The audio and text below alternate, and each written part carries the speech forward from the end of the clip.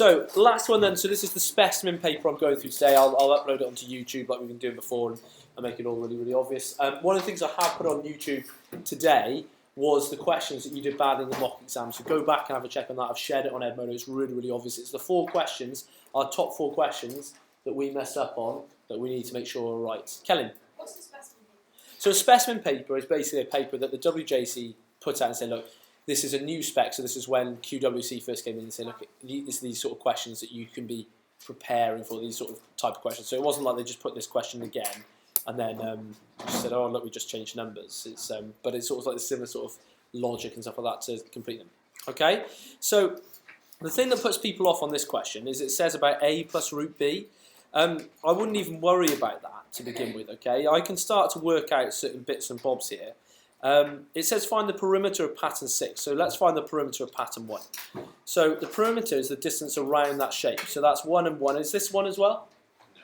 Why not? Because it wouldn't be a right angle. It wouldn't be right angle, it would be an equilateral triangle, so they'd all be 60, and we know that's 90. How can I go and find this one here? Any ideas?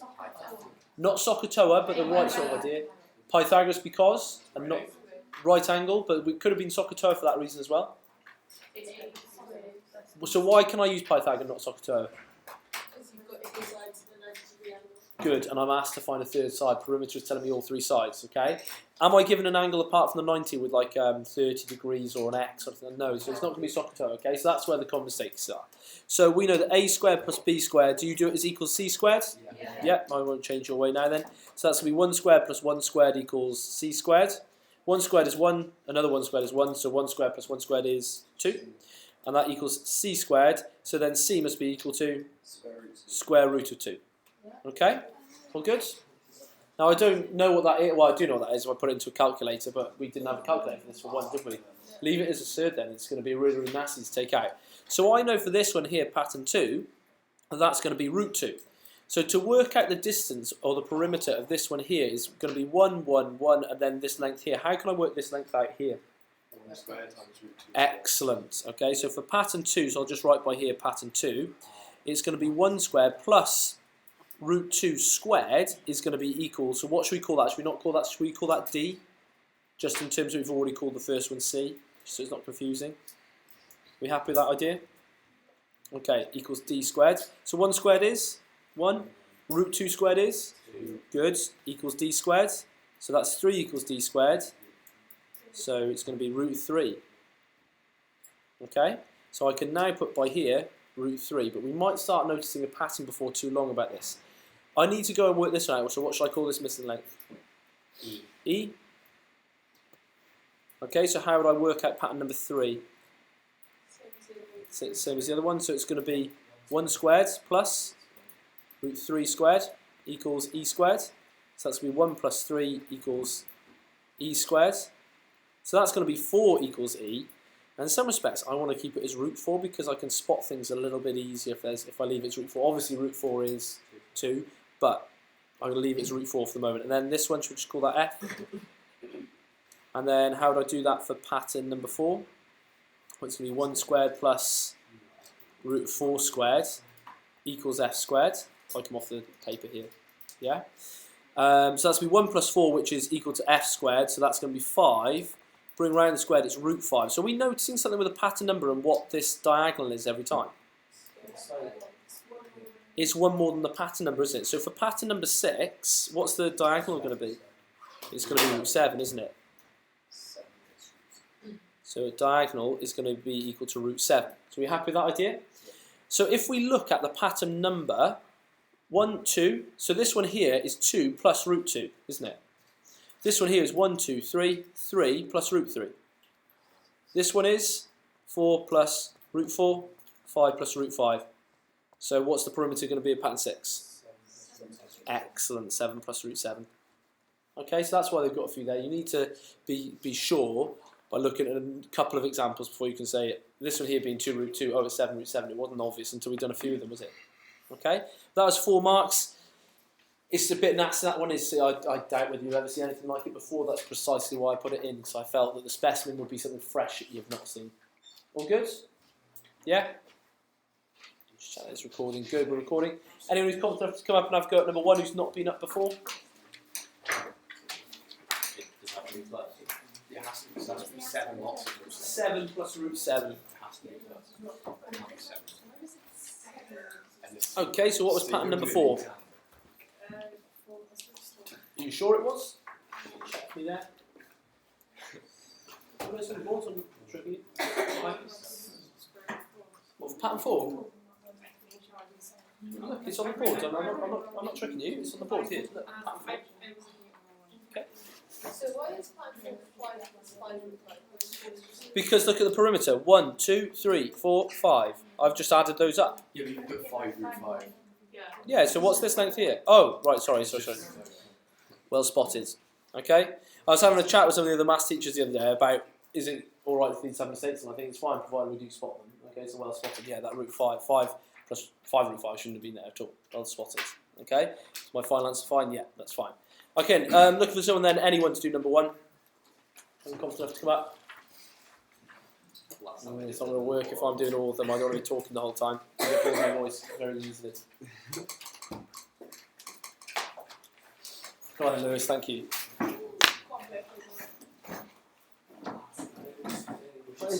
We had a recipe one come up recently with it's a nasty one, that one as well. Okay, nice and quiet, please. Alright, so sometimes like some of the exams expect you to know what 1 kilogram in pounds is, but you can easily work it out from what they've given you at the top. So if you divide in 20 kilograms by 20 to get 1 kilogram, then you're going to have to divide 44 pounds by 20 to get however many pounds 1 kilogram equals.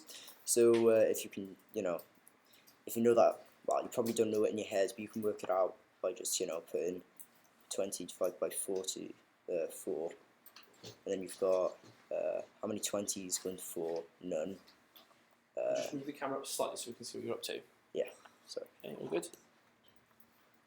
And then you've got how many 20s going to 44, so you've got 2 by there, and then you've got you've got, 4 left over. How many 20s going to 4, so you've got 2.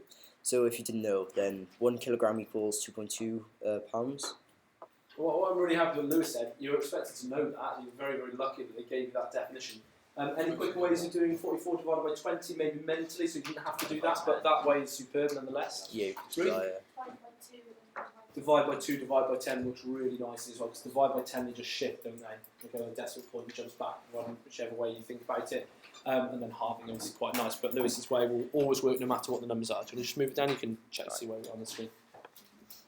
This one as well. Perfect, if you don't mind. Alright, so it's asking you to calculate how many litres of milk you need to make for 15 kilograms of cheese. So they've given you 10 litres of milk make 1 pound. So what you need to do is... I think it's 1.5 kilograms. What? I think it's 1.5 kilograms. Yeah, it's on that. I think that one's printed wrong. Mine says that, sorry, mine says 50. Mine says 15. Yeah, it says It says 15. 15. It's It says 1.5. And then it's 15. You're down on the second bit. Oh, sorry. I'm so sorry. So well done, your book, like I said, that's a big thing. I've got my hand like 4 times in front of me. It's really weird. So there's the entity which you can see in Yeah. So what you sorry get? about that. No problem. What you're gonna do is you're gonna have 15 kilograms, which is what you're going for by here, and you're gonna say that 15 kilograms is 2.2 pounds times 15. Which you want to find. It's hard to put into words. It is, You're yeah. absolutely nailing the maths here. That's the most important bit, okay? Now, the reason why he's doing this bit here is that it's asked for pounds and then it's in Litres, 15 yeah. kilograms. It's just like a We bunch of need to turn that into pounds. Yeah. So, because you basically got to do a few conversions or whatever. I don't know. It's basically 15 kilograms equals 2.2 times 15, which equals 33 pounds. How do you work out the 33? I didn't think that was so obvious. Yeah, you've just done, what 1 pound is times 15. I don't know. Yeah. No, it's definitely Anyway. right. It's definitely right. I just think Yeah. you've done the maths extraordinarily quickly. I'm very impressed. Right. If it was me, I'd probably look at saying times it by 2, which would be 30, and then 0.2 times 15. Well, if you know 2 times 15 is 30, then 0.2 must just be 10 times 4, mustn't it? So it must be 3, so 30 and 3 makes the 30. I just know that really must be clear. I don't know if this one, how do you do that? So that's the first conversion you do, and then the second conversion you do in is turning pounds into litres. So it's given to you up here. You're basically timesing how many pounds you've got, which is 33 pounds, and you're turning that into litres by timesing it by 10, so you've got 330 litres. Good. Yeah. Very, very good. Are you happy to go on for last bit as well, John? Yeah, sure, no problem. You've done a really good job there. Jess? So so say if you've got, you do the first part of the question. Say if you've got that wrong, But you but times then your answer all by your 10. calculations You will get like, follow-through marks. Yeah. okay. Good. Question. So with this one, what you're doing is you know that 100 grams has 25 grams of protein in it. So what you want to do is you want to find out 1.5 kilograms. Well, you know that 1.5 kilograms is equal to 1,500 grams, which makes it a bit easier to. So why are you changing to grams?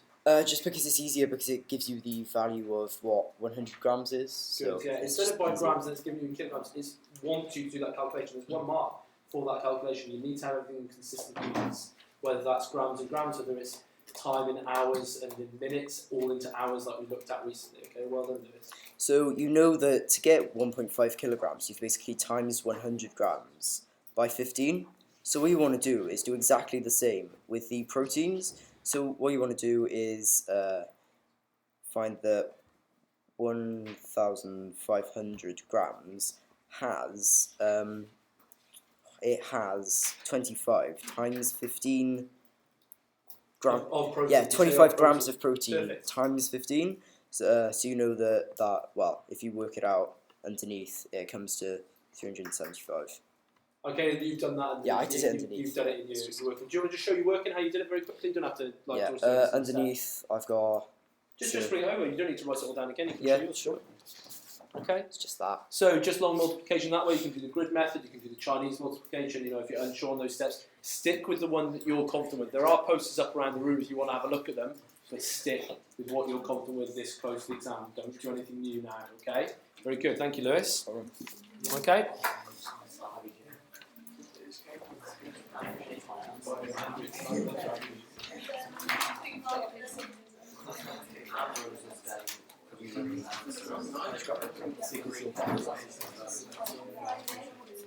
Okay, good. Okay then, 5, 4, 3, 2, and 1. Okay then, for this one here, hopefully after the homework, this is nothing shocking, like looking at it and just thinking, all right, it's easy, I'm hoping. If you've got stuff going on outside of the f of x here, it's really simple. Actually, if it's happening outside, it does what you think it's doing, okay? It's actually going to be moving up or down, but because it's taken away, it's just going to be moving down. How many places? 3 places, okay? So it quite clearly goes through the origin then. So if I go down from the origin here, 1, 2, 3, I'm going to now go through -3. It's literally just going to be a curve. Do those curves intersect? No. Excellent, they should never intersect, okay? So literally just coming up like that. Okay, that's all you need to do for that, and it's quite a nice 2 marks. Rachel? So for those graphs, I never knew because I know where to bring it down, but I don't know where to have any numbers. Okay, now it's not put any numbers, but it has put O. O's telling you it's the origin, okay? Yeah, so it doesn't matter as long as you write -3. Yes, so it doesn't matter if you wrote this -3 all the way down here because it's not done to scale as long as you said -3. So they're giving you 1 mark for moving it down and 1 mark for writing -3. Okay, all good? Okay, this one here, 17, is actually quite a full-on question. As you can see, 7 marks. You know, we're not going to be here for like 2 minutes. It's going to be something that takes a bit of time. Okay. Now, the way that I would do this is I don't like this denominator here. So what I'm going to do is I'm going to times through by this denominator to every single bit to keep it equal. For instance, if I had something like 2/3 is equal to 4/6 is equal to... actually, I don't want to do that at all. I want to add these things. So let me try again. Let me try saying 1/5 plus 3/10 is equal to... Now, if I did actually work that out, that's what, 2/10? 2/10 plus 3/10 would be 5/10. So I'll leave that as a half, which is... Are we happy with that statement? Now, if I say I don't like this denominator, times by it, if I times every single bit by 5, so if I do times by 5, times by 5, times by 5, does it remain equal? Well, the 5s would cancel, leaving me just 1, and then 5 goes into 10 2 times, so I get 3 over 2, or 1.5. So I get 1 plus 1.5, and then here, the 5 over 2 doesn't actually work out, does it? It's just going to be 5 divided by 2, which is 2.5. Is 1 plus 1.5 equal to 2.5? Yeah. It is, isn't it? Yeah? 1 plus 1.5 is 2.5. So as long as I multiply every single bit by the same number, fundamentally it's equal. Okay? So what I'm going to do is I'm going to times every single bit by that n plus 1. So I'm going to have 20 n plus 1 plus 5n, and then n plus 1 again, is equal to 6 n plus 1. Now here I've got this n plus 1 over here. This is over n plus 3, which I'm just sticking in brackets now. It'll be a bit more obvious in a second why I'm doing that. And then the 6 isn't over anything at all. But I can cancel that one there and there. Okay? But I still got this denominator here that I don't like. What do you think I'm going to do now? You times it by. I times every single bit by it. It's fine. As long as I times every single bit of an equation by the same number, it remains equal. So I'm going to write by here n plus 3. I'm going to write by here n plus 3. I'm going to write by here n plus 3. Okay? Now I can cancel that one and that one, but I can't cancel that one there. There's nothing to cancel with on the bottom. Okay? Jess? Sorry, I thought you cross multiplied. Now that's basically, that's one of the rules that some people look at. I'm just telling you the proper full-on reason why we cross multiply, okay? So basically, if we look at this 5n plus 1, look, that n plus 1's come here, and that n plus 3's gone over here. But why has the 6 got n plus 1 and n plus 3? That's the bit I don't like just saying, oh look, it just happens. That's what really is going on, okay? But if you are going to use the cross multiplication technique, don't forget to times the 6 by it as well. All good? Okay, there we go. Okay, A-star question, a firm A-star question, this one. So we've got 20 times n, which will be 20n. So just multiplying or expanding this bracket out. And then I've got 20 times 3, so that's plus 60. This is one to be careful with. 5n times n. 5n squared. Excellent. 5n times plus 1. 5n. Now this one here, take your time with. Don't rush at this one. I'm going to leave the 6 well out of it for the moment, okay? n times n. N squared. N times plus 3. 3n. 3n plus n plus 3.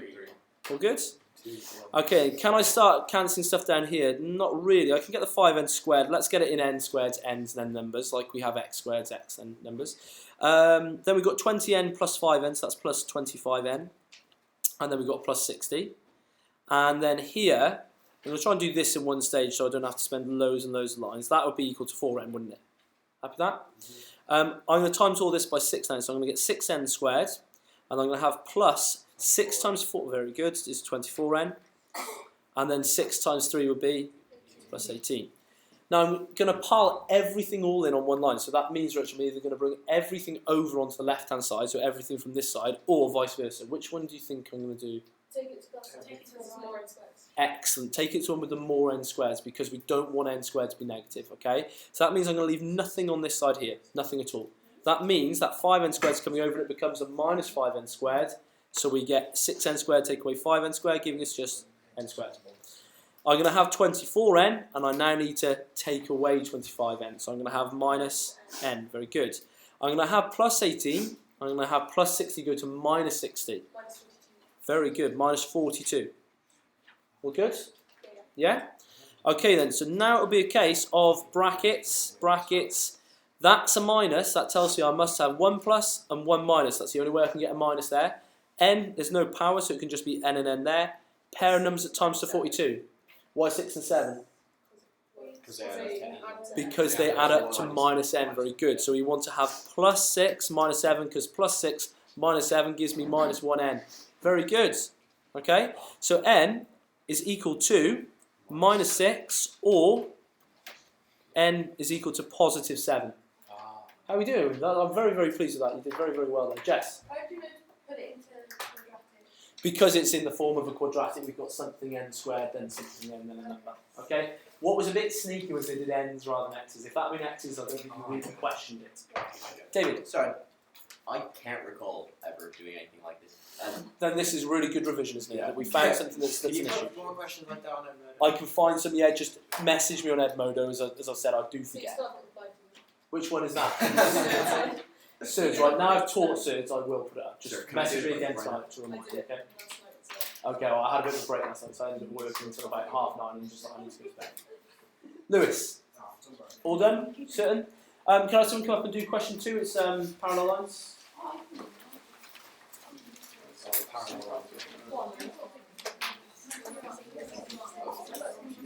What kind of questions are those? Parallel lines, The one that we just did. just factorising quadratics. Go on then, Ruth. Come on.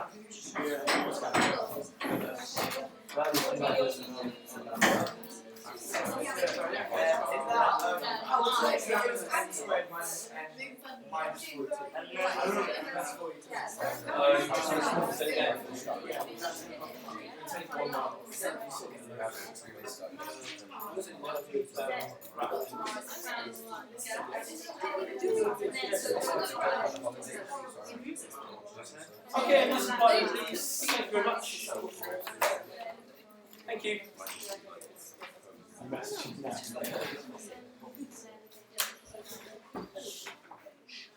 So this is really like straightforward. 35 opposite that, so that's going to be, so x is going to be 35 because opposite, you know, yeah. So that's 35, and then x. These two are the same as those two because they're parallel. It's within parallel lines, which is true, but you would have been taught in year 7, year 8 actually what the names were. You nailed the first one. You said x is 35 because of opposite angles. Does anyone actually know what it's called, like the sort of angles they're making, the x and the y? It is z, but that's got a proper name. Laura? It's not corresponding, that's like an F shape that makes that. It is alternate. Now the way I think of it is it makes a Z shape with the X. Think Z, think A to Z, A being the alternate. Okay, that's how I have it in my own mind. Okay? Very good. No, that's it, that's fine. There's a load of Z's going on because actually both sets of lines are parallel. Just so I do a little diagram, you know. So that's going to be the same here, but obviously that's not that angle, it's that one. And I love the fact that you're picking up that. That's obviously an obtuse angle, isn't it? The other one's clearly acute. Now they're not drawn to scale, so you can't actually measure it with your angle measure, but anything that is an obtuse angle will be an obtuse angle everywhere along those lines. Very good. Because, you know, straight line, angles on a straight line, 180, so what you want to do is 180 by 35. Okay, do we all understand where she's got the 35 from? Yeah. She's got to find the one the other side of the Z. She's said that this acute angle, this must be 35, so she's then using angles on a straight line. Absolutely fine. Well done, perfect. Okay? In GCSE, I don't think I've actually ever seen have you giving you a reason for your answer, but when we teach it in year 7, year 8, we say you must give a reason for your response. Okay, so the different types that you can have, I'm just going to write them on here, are alternate angles, which is your Z. You could have F angles, which is, go on again, corresponding. I haven't got a neat little way for remembering that one. Yeah, sorry, corresponding. Then you have X angles, which are the opposite ones, so those angles there and these angles here would be the same. So just say opposite angles are equal. And then the final one I have is C angles, which stands for co-interior, add to 180. That's the only one that's different. These ones here is just that they're the same. Okay, so if I go back and look at what Ruth did here, if we know that this one's equal to 35, then I know this is equal to 35, then I know this is equal to 35. So this angle here and this angle here makes a C shape. The co-interior ones add to 180. So if I do it there, can you see there? I've got like a C shape here, which makes those two angles. So that meant that this 35 plus this Z must have equaled 180. So then doing Z take away is equal to 180 take away the 35 gives exactly the same answer. So in terms of why they never really ask you to give answers, then it's because there's so many different ways you can do it. Because Ruth's way was completely right. Okay, it depends whatever works for you. Okay, Yeah. all good? Sorry, so you know the co-interior ones? Yeah.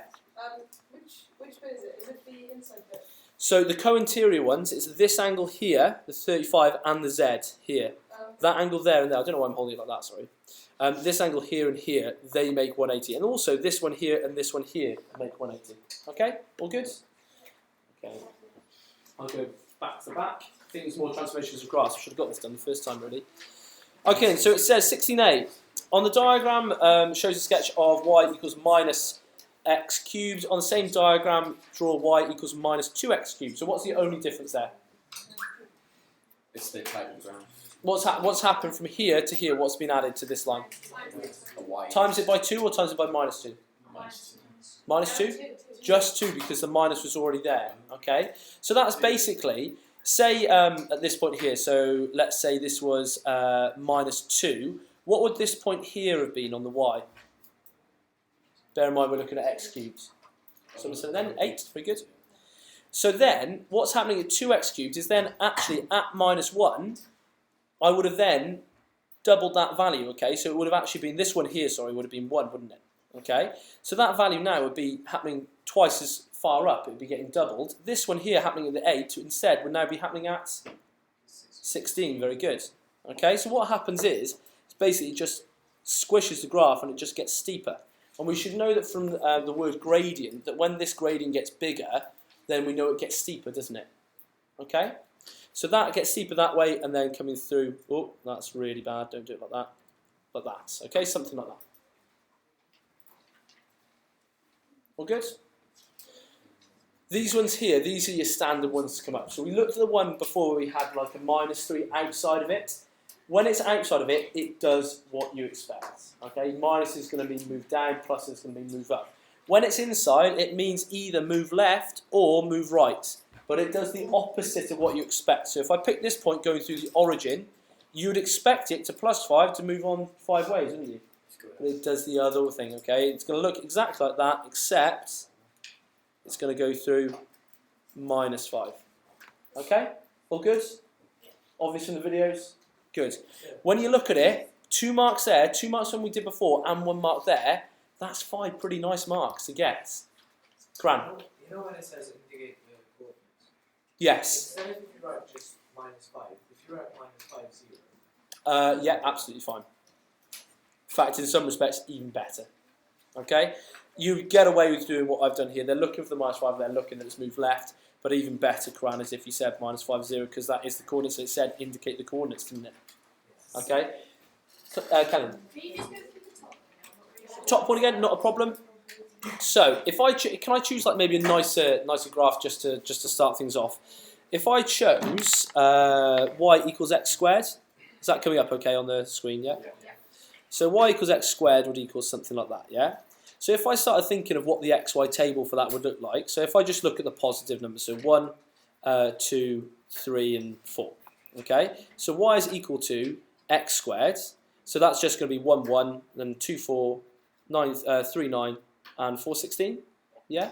If I had y is equal to 2x squared, then it would literally just be that you square the number first, so 1, 2, 3, and 4. But here, we're then going to double that number, aren't we? We're going to get 2. Here we get 8. Here we get 18. And here we get 32. Are we happy with that idea? So if I actually plotted that on there, so if we said that's 1 and 1, I'm then going to plot 1 at twice as big, aren't I? It's going to then be at 2. If I put this point at 2, it'd then be going through 4, it would now be getting twice as much again, so it would be going through 8, wouldn't it? So basically what's going to happen is that graph just gets steeper. Okay, so if it was y equals 3x squared, I'll be getting it even steeper again. If it's like y equals 10x squared, it'd be more or less just a straight line going up there. Okay, so the bigger the number, the steeper it's going. They don't really want you to draw, anything really accurate here, just to show that if it's a 2 in front of here, that it's got steeper, and if it was a half, it just got a bit fatter. So okay. you don't have to write anything on there, you can literally just do it a bit steeper. Absolutely, yeah, absolutely. Obviously, I've not actually taught this. Did you get taught this last year? No. Okay, I am going to do a proper lesson on it then by the end of the week. Okay, that'll make me change what I do on Friday. Jess. So if it's like y equals and then it ends with x squared, it'll always be in that shape. Yes, it will always be in that shape. And then if it's x cubed, It's like a wavy thing. It's usually the XQ graph would go like this, but the reason why it's going like that is because the minus, it flips it round. Yes. Okay, so it flips in, when the minus is outside, I believe it's flipped on the x-axis. If you think of what minus x squared would look like, it would look like an engine, wouldn't it? It would just be getting reflected in the x-axis. Okay, I am going to go through a proper lesson on this at some stage. Right, I'll film it all so you can look back at it again. Okay, all good? Okay. Next one is scatter graph. Can we skip the scatter graph? Does anyone want me to go through it? My gut feeling is you'll be fine at scatter graph. Yeah, should we skip that one? Number 4, Mandy, do you want to come up and do number 4? So can you do C? Oh, for, what, of the scatter graph? Yes, please. If you do C, you don't have to do all of it. Oh, yeah, okay, let me have a quick look. Okay, in 3, 2, and 1. Thank you. Still waiting? Oh, brilliant. Right then, I'll have to have a quick read of what it's saying. So, it says, draw a scatter graph, describe the correlation. Thank you. Still waiting. Ruth, 1 second, let me go through this, I'll answer your question, okay? It says, find an estimate of the average percentage of cloud cover with 0.6 centimetres of rainfall. Okay, no, this is pretty straightforward, okay, there's nothing to worry about. So, in terms of what David's done here, he's plotted the points here. For your 2 marks to get those, you must plot every single one correctly. If you drop 1, you'll drop 1 mark. If you drop 2, you'll drop both marks, okay? So make sure you're being accurate, make sure you've read the scale, etc., etc., okay? I'm quite happy that's a positive. And then here you've said 58%. How did you get 58%, David? I drew a line of best fit. Yeah, fantastic. Usually it tells you to draw that in. You need to draw a line of best fit. Roughly, you should have the same number of points above and below the line, okay? So 1, 2, and above, 1, 2, 3 below. Fine, okay? What? How accurate your line of best fit is? Okay, I'll come to that now. In terms of your line of best fit, it should generically follow the trend of the data. And for me, I'd always trace with my finger first. I'm expecting points here to carry on up by here. Okay? So that line, for me, I'm quite happy with that. Can I have a quick look at yours as well, please?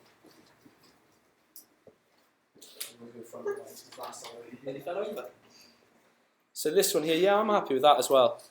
If you actually look at the mark scheme, it will say follow through their line of best fit, and neither of those look incorrect to me.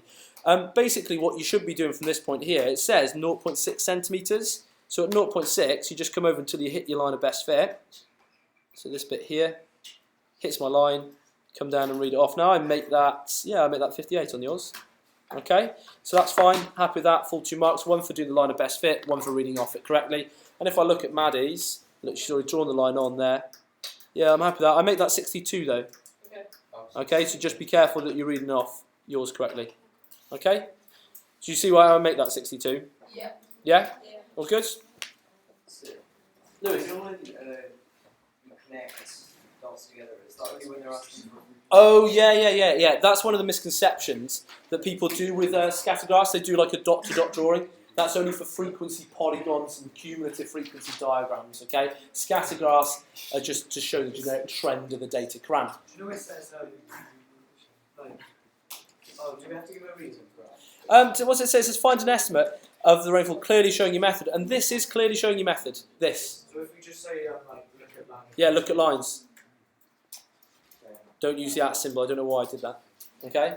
I said that. Look at lines. Okay? All good? Manny, do you want to come up and do number 4? Yeah.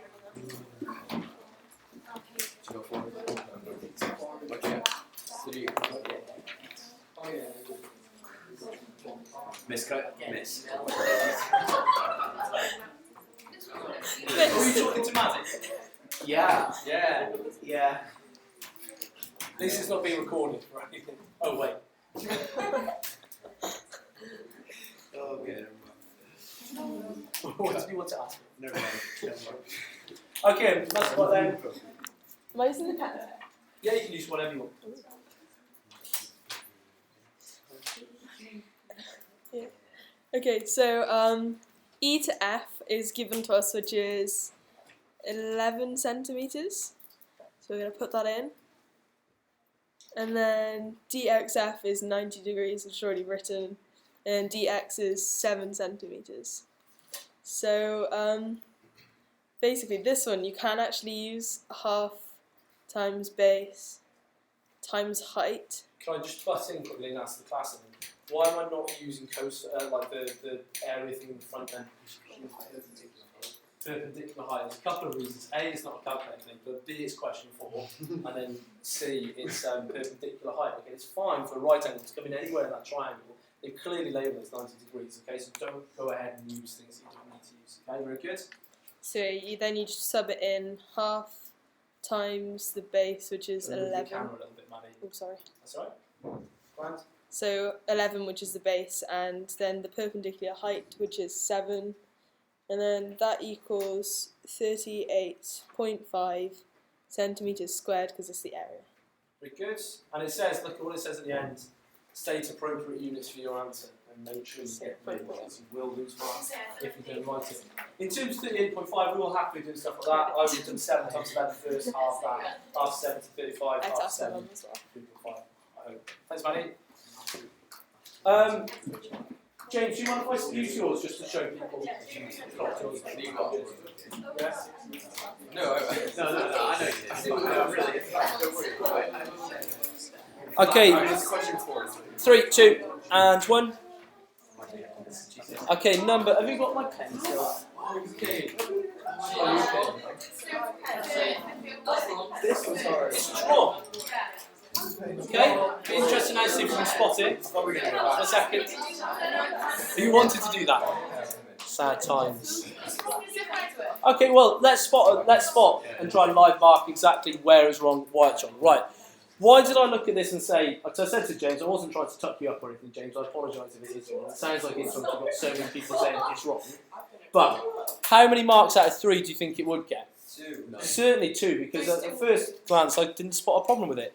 Scale factor 2 is everything clearly doubled here. Look, 1, 2, 3, 4, 5, 6, 7, 8. 1, 2, 3, 4. Yeah, so that side is fine, and this one goes 2 diagonals, and now it goes to 4 diagonals. And as long as that one does it, yeah, you definitely got 2 marks at least. Why are we saying it's wrong then? What's the issue? It's from A. It's from A. So you come from here, count 1, 2, go back now, and now double everything. So 1, 2, 3, 4. So basically what I want to do is pick this triangle up and just plop it back 1 square. Literally just 1 square. James, don't worry, we all learn from it. It's actually quite a good mistake to make, and I'll pretend like I was doing it on purpose. When I glanced at it, I thought, yeah, that looks fine to me, okay? So well done, but that would be how you get your full 3 points. When you've got a centre enlargement, it must be in a particular place. I was very pleased, actually, to see so many people saying it's wrong, that's not right, it wouldn't get full 3 marks, okay? So it should be that one there in pencil, okay? This one here, We are going to get graphic.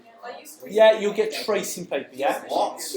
Yeah, you'll get tracing paper to do this one. It says anti-clockwise, not clockwise. Wouldn't it? So wouldn't Okay, it go left? chill out for a second. Chill out. Okay, let me grab a piece of What? No, because I did that too. yeah.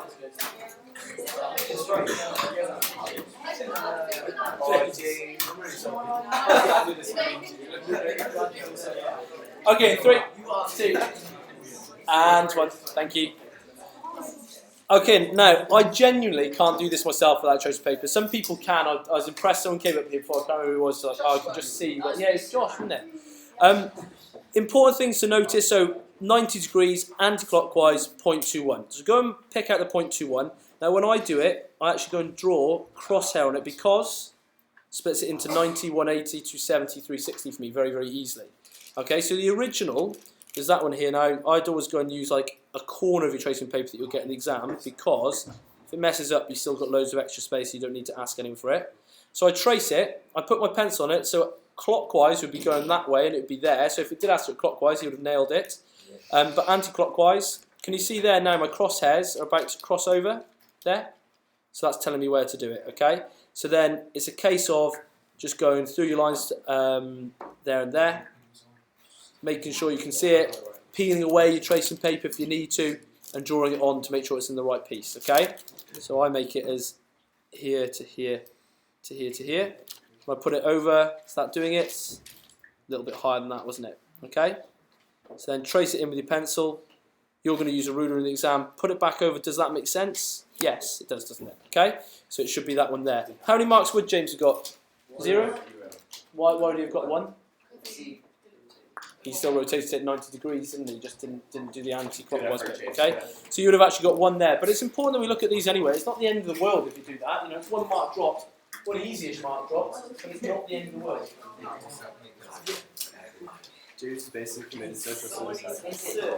David, you know for 6. You know for 6. Yeah. You get someone to like. Someone to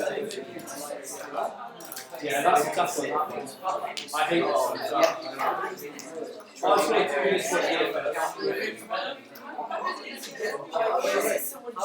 Okay then, 5, 4, 3, 2, and 1. Thank you guys.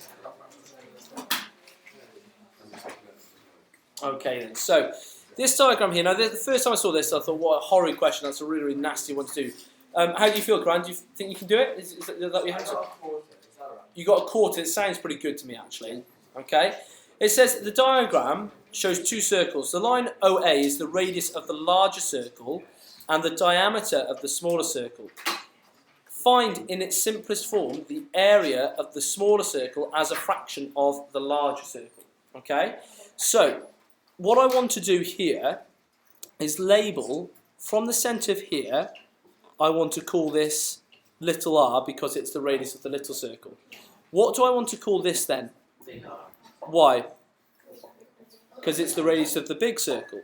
But I can write it in terms of little r. 2R. 2r because? 2 little r. 2 little r's because? It's double, isn't it? Okay. So if I was to look at the area of the big circle,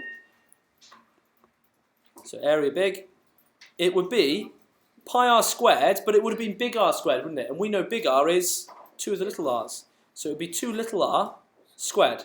All good? Now that would give me pi, and then 2r squared means 2r times 2r, which would be 4r squared. Or if you want to look at it, it would be 4 pi r squared. All good? The next one, the area of the small one, would be equal to pi r squared, but this one is just little r, isn't it? It's just going to be pi r squared. So if I read the question out, it says find in its simplest form the area of the smaller circle as a fraction of the bigger circle. It says the fraction of the smaller circle, so the small one, pi r squared, as a fraction of the bigger circle over 4 pi r squared. What can cancel down? What's the same? It's in top and bottom. Pi r squared, and they go into each other one time. 4 times 1 is 1 4. 1 over 4, 1/4. Sir. First time I saw that was a stinker. That was a nasty question. David, I guess. you guessed. Because like, if you draw 4 circles in this circle, and Yeah. whatever overlaps fits in the other bits. Yeah, well, I'll tell you what, you're very lucky to just be blessed with quite a good mathematical brain, okay? Because it's not obvious to most people. I wouldn't have thought most people guessed it went in 4 times. But would It that doesn't be- look obvious. Would that be 2 marks then? Does it say anyway you must show every stage of your working? Is it QWC? It's not, is it? Then I think you'd be fine to get the 2 marks there. Okay? If you did go wrong, David, you'd obviously get 0. But, you know, it's better to have a guess there than writing down absolutely nothing, isn't it? What about this QWC question number 6? So that's nasty. I hate Nasty. time. Time is horrible. Anyone confident enough to have a go? Karan, you're top man. I did not want to go with that one. I was wrong. I was supposed to get like time span. I just gave 1 time.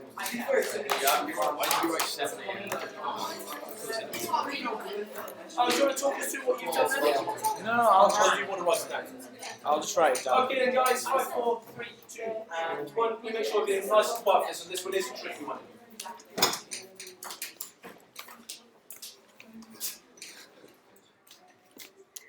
Okay. I think Karan's going to be sort of mix and match and actually show us bits of his answer and then maybe write some bits out. Yeah. So it says when the time is 6 a.m. in the UK, it's 2 p.m. on the same day in Hong Kong. So the difference is the difference between that is 6 hours, or like whatever it is. I don't know. 6. Great. It's 8. It's 8. Yeah, that's it. 6. Yeah. Always think about going to midday or midnight. So 6 to 12 is 6 hours and adding on 2 hours. Okay, that's fine. Yeah. You've still got it correct in yours, don't worry. 8 hours. So Hong Kong is basically plus 8 hours. Yeah, 8 hours in front. So 10 a.m. would basically just be 18 o'clock, which is 6 p.m. Very good. Do I have to go through the rest? Yeah, can you go through the rest?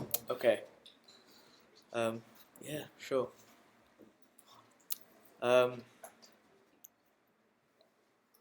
sec. I just have to revise it. Yeah, I think everyone is in agreement this is a pretty nasty question. Yeah. C grade question as well. There's so much fussing going on. Yeah, C grade question. They'll always make the QWC in your paper a C grade question. They want everyone to be able to access this. For me, this is a very, very, very tough one out there. One of the worst QWCs I've seen. I didn't think it was that basic. I didn't think it was that bad. It was just a lot of effort. It's a lot of effort. You have to read through. You have to process a lot of information. That's what I don't like about it as well. Wait, this question is really hard. Yeah, I guess it's part B. It's basically yeah. It's easy. That's why I didn't do it. Something wrong we know. No, it's fixed. Should I do it, sir? All good? Yeah. Yeah. So Miss Roberts will be in meetings from 8 a.m. to 11 a.m. So she's only free and then 12 to 6 p.m. So she's basically only free from 11 to 12 and then from 6 onwards, whatever. Like 6 till 9, Yeah. How? because 10 says don't disturb. Yeah. So I suppose you could do 9:59, but it'd Yeah, be a pretty short exactly. phone call, wouldn't it? So, yeah, 6 to 9 is probably Yeah, a fair, fine. fair thing. Depends how long they've been married. Jeez. Yeah, so wow, dude. So we're looking at like 11 a.m. here would be 3 11 a.m. would be 3 a.m. in UK. So he gets up at 6 a.m. So that's pretty much out of the question. Good. Are we happy with why 11 a.m. in Hong Kong is that time in the UK? So it's basically just taking away 8 because it's already done that time difference. Good. Then it's 6 p.m. Mrs. Roberts is free. So 6 p.m. in Hong Kong is 10 a.m. in the UK, but 10 a.m. he's at work. Mr. Roberts is at work, so we can't use that either.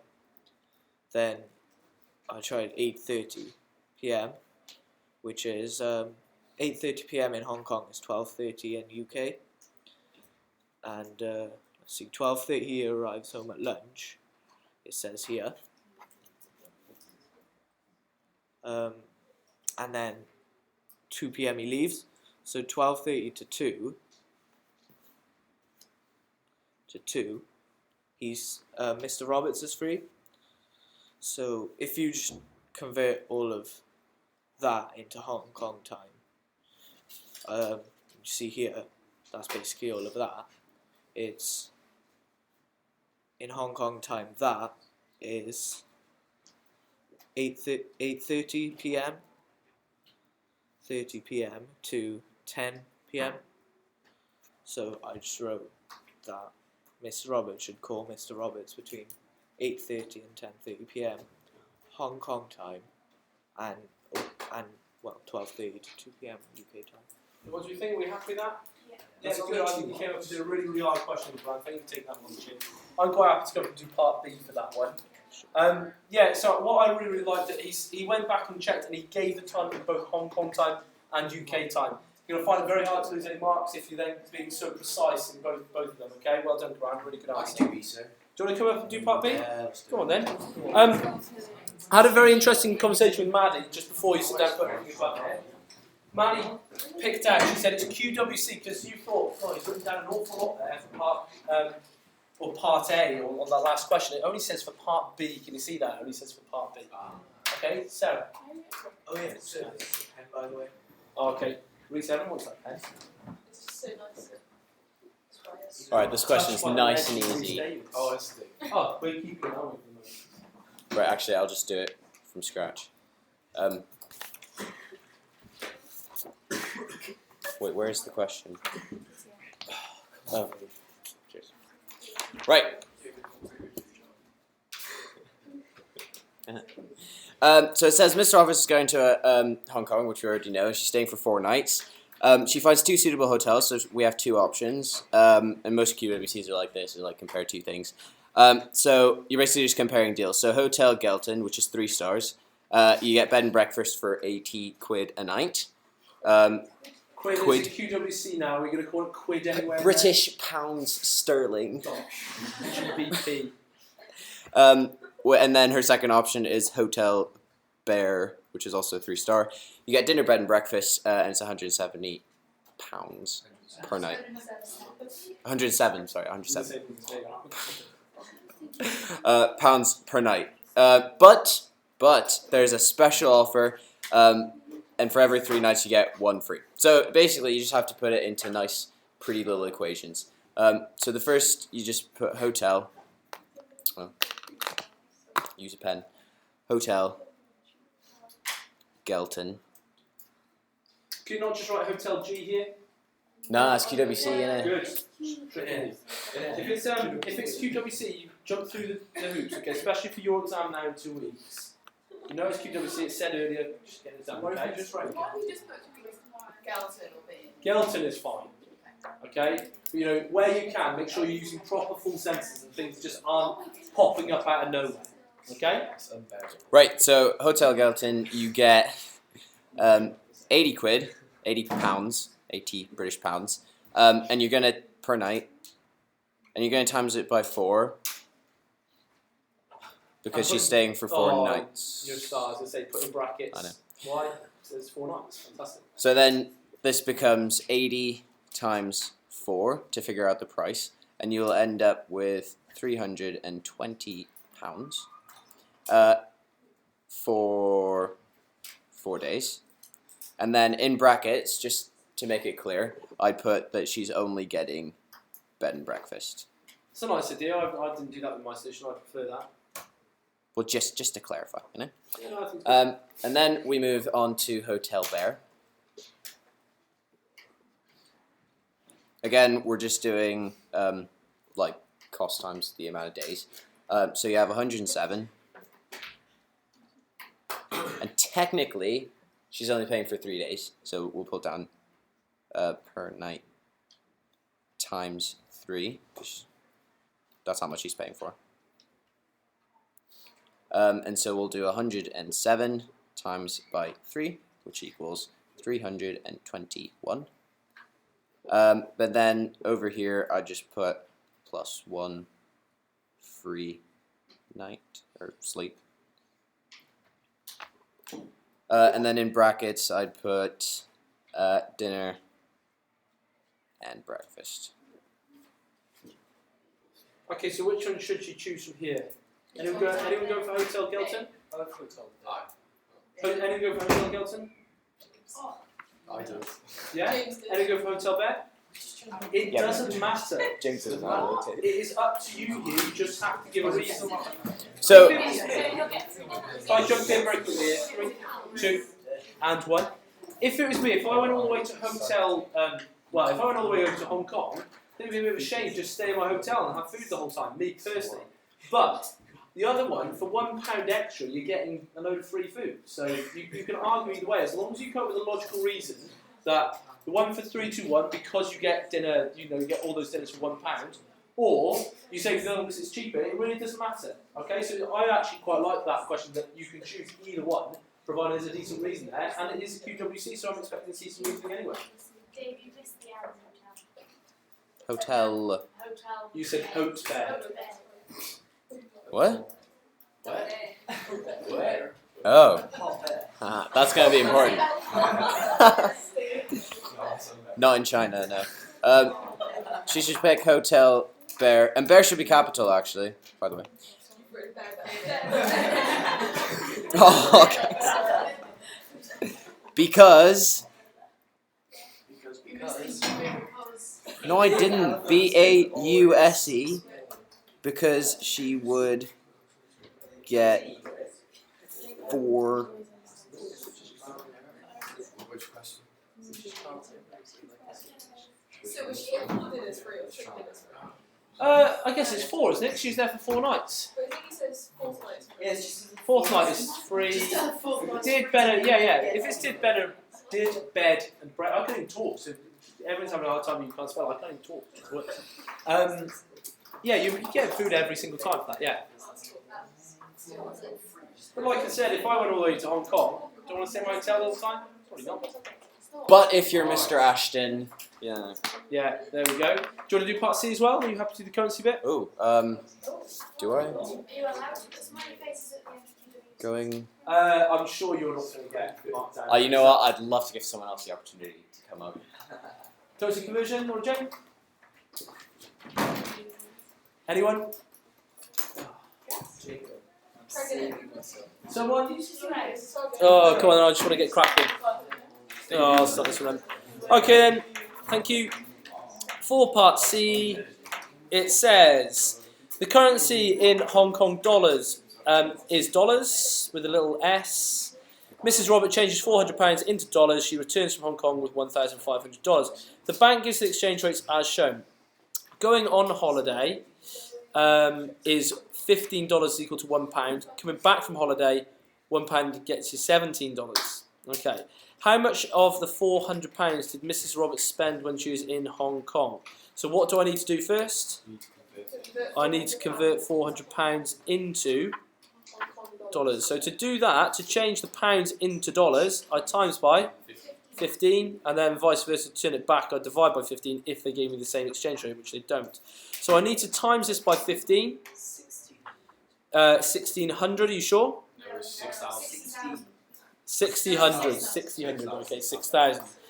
So we could do that by doing 4 times 15. Double it is 30, double it again is 60, add the 2 zeros is $6,000. So she returns with 1,500. So it said, how much did she spend? So what calculation am I going to do now?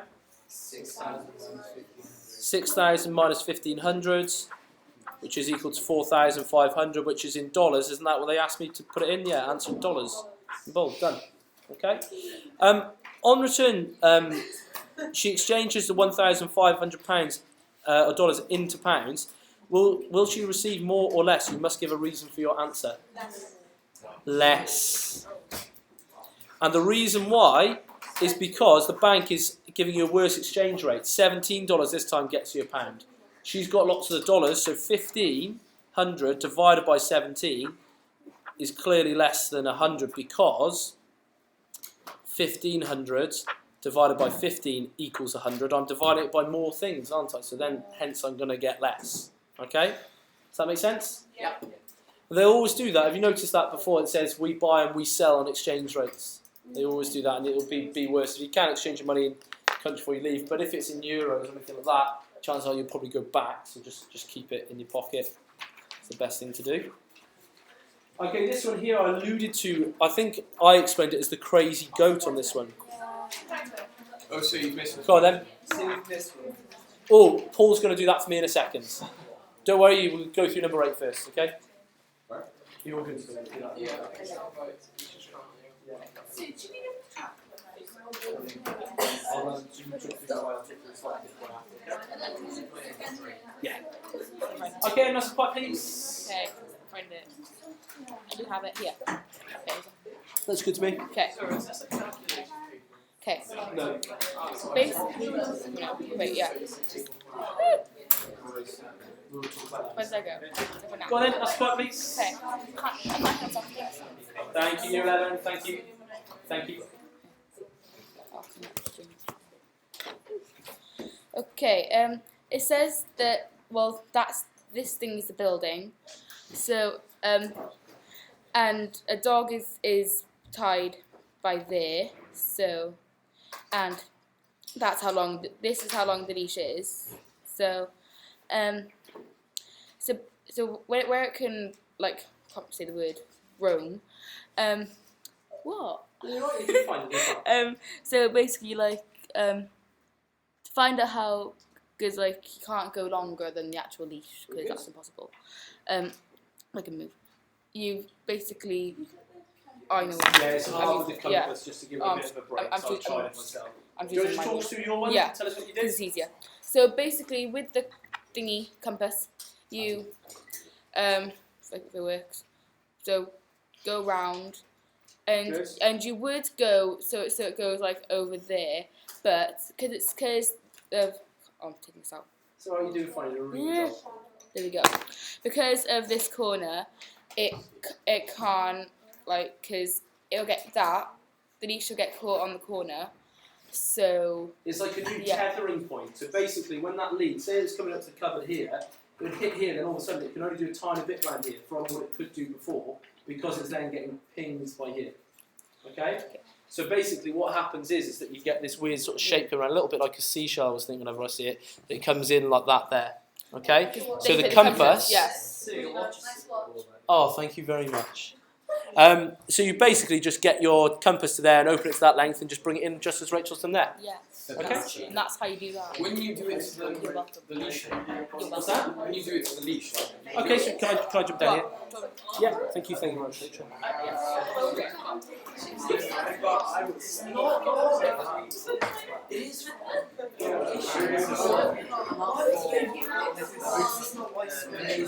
Okay, 3, 2, and 1. Thank you.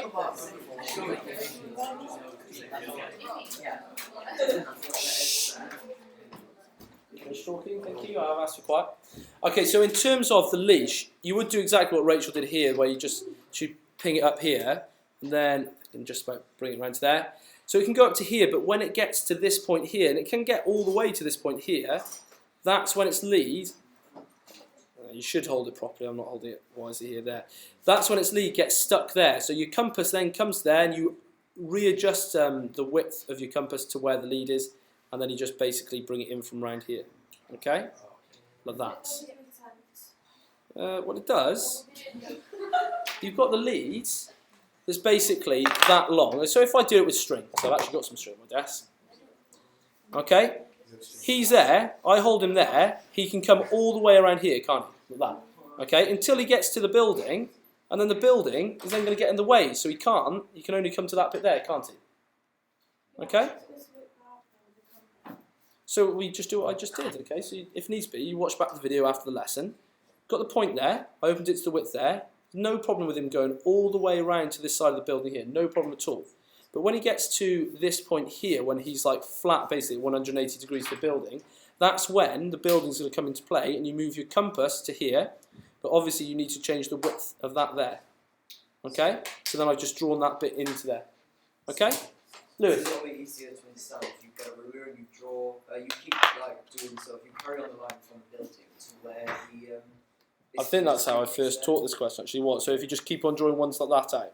Yeah, so if you draw, just draw across there and then Yeah. you can get compass. Yeah, look, it's clearly going to get caught there, isn't it? That's what's going to happen to the lead. So then, your compass just gets brought to that point there. Okay? So you just draw that bit in. Okay? Okay, Paul, you ready to come up? Question 7.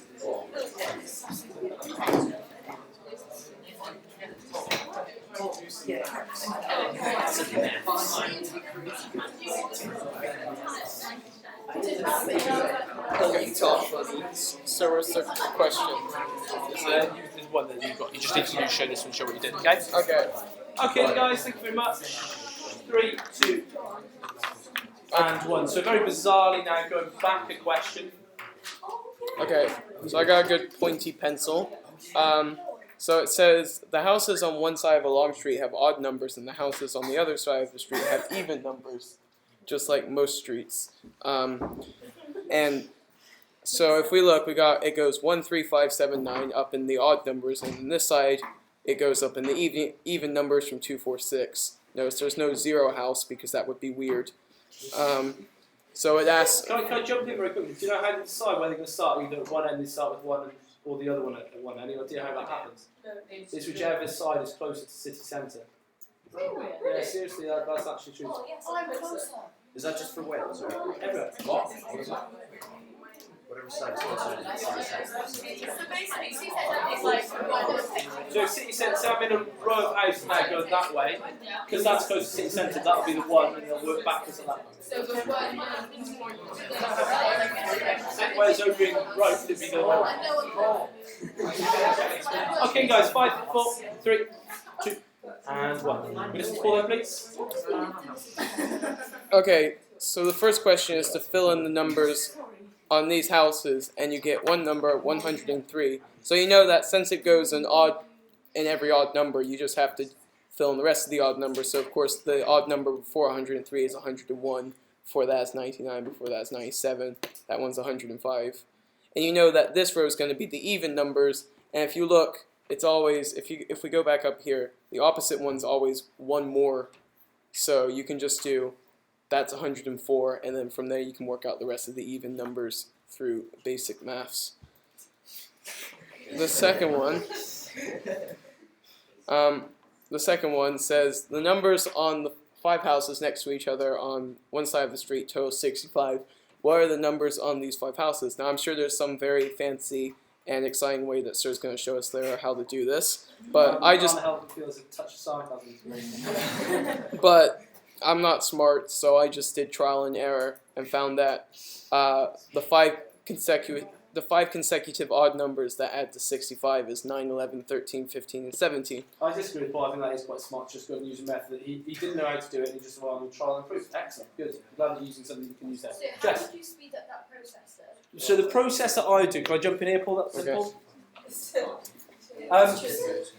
In terms of the process I would do, I'd say, right, they're consecutive numbers are the 5 houses next to each other, okay? So if we look at these ones up here, then this one here is always 2 more than the last. So if I start thinking of the first house as being x, then the next one would be x plus 2. Agreed? So the third house would be x plus 4, because it would be 4 bigger. If we look at this one here is 4 bigger than that first one there. So then this one here would be plus x plus 6. So that's 1, 2, 3, 4, and then my 5th house would be x plus 8. Now some people will work in an even smarter way than that and say, well, we could just call the middle house x, and then we'd have an x plus 2 to the right and x plus 4 to the right again. And to the left we have an x minus 2 and an x minus 4, and then the plus 2 and the minus 2 would cancel out. Lewis? I knew that all of the numbers basically sort of all together.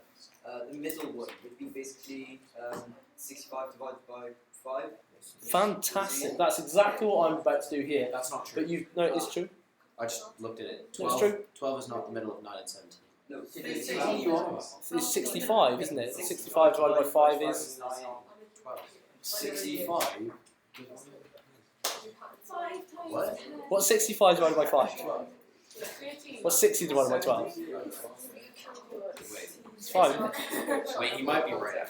Yeah, Lewis, you're definitely right. My way from here, thank you, bit of quiet please.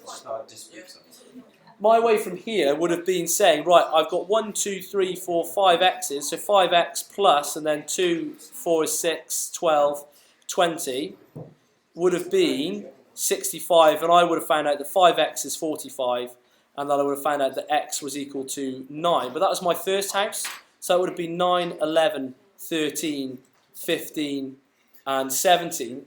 Whereas what Lewis has done, because he knows the total of them is 65, he's divided that by 5, and he's just found the middle one. That's what that would do. Can you remember I was just starting to say a really clever way of doing it is treating the middle house as x, the one to the next side of it is x plus 2, so the one to the left of it is being x minus 2, and then x plus 4 and minus 4. Basically, that plus 4 and the minus 4 cancel out the plus 2 and minus 2, cancel out, leaving us with 5x's equals 65, hence the middle one being 13. Very, very impressive that way. Very good. Paul, talk us through the last one as well. Okay, so again, so it says the product of the numbers on Product meaning? that's the two numbers that multiply. Good. Well, no, sorry, it's the result of a multiplication even. So the product of two numbers, the product of the numbers on two houses which are directly opposite each other is 380. What are the numbers on these two houses? So you know that I didn't work it out like this, but I'm gonna just show you. So you know that it's going to be, whatever it is, it's going to be x times x plus 1 equals 380. So we know that...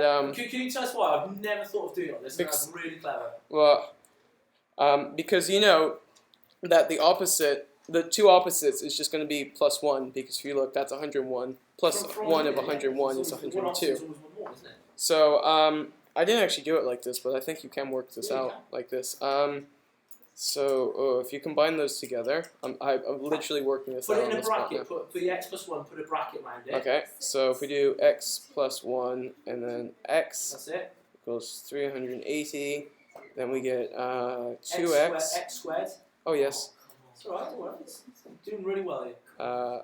Plus x equals 380. Bring the 380 over. Would you do that? So it's going to become minus 380. So x squared plus x. X squared plus x, okay. Go a little bit No, more I'm there. really confused. Start writing above and. Start writing above and. So Um, can everyone else, can we show a bit of courtesy? It's a really, really tricky maths here. Okay. It's a very, very clever way.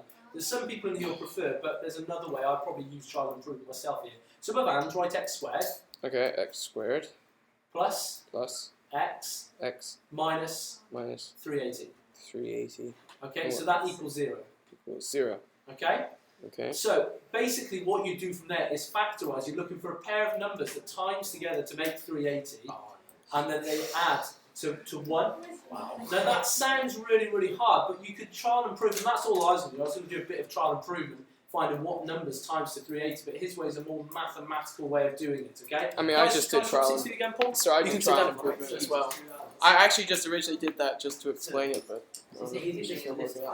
Yes, so basically, from here, you're just listing the factors of, thank you, we're basically just listing the factors, numbers of times to make 380, and we want to have a difference of 1.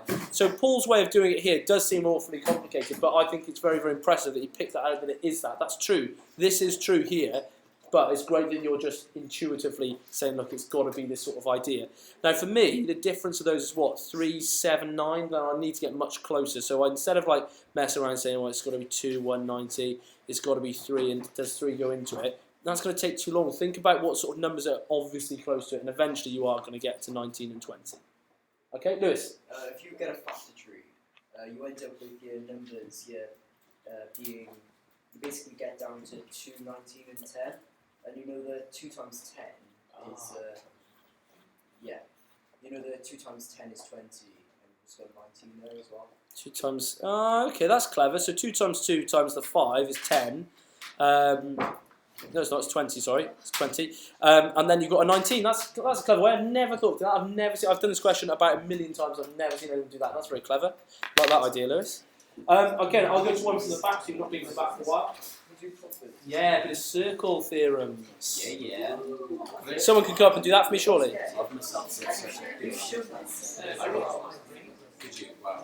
Was that you? Come on, Josh. This one's circle theorem as well. A equals